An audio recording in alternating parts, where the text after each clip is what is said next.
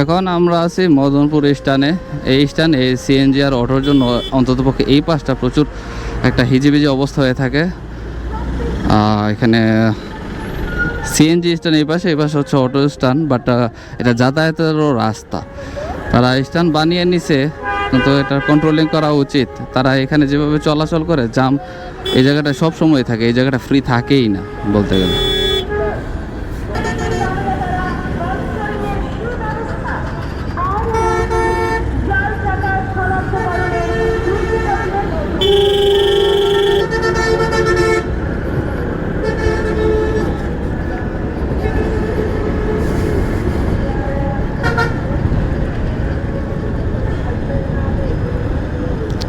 এখন মদনপুর আন্ডারপাস দিয়ে আমরা চিটাগাং রোডের ঢাকা চট্টগ্রাম মহাসড়কে উঠব। সেই রাস্তাটা দিয়ে এখন আমরা চিটাগাং রোড যাবো। চিটাগাং যাচ্ছি। আমার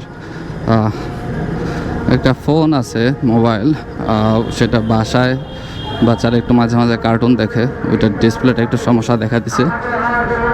সেই ডিসপ্লেটা চেঞ্জ করার জন্যই কিংবা ডিসপ্লেটা কী হয়েছে সেটা দেখানোর জন্যই যাচ্ছি। দেখা যাক।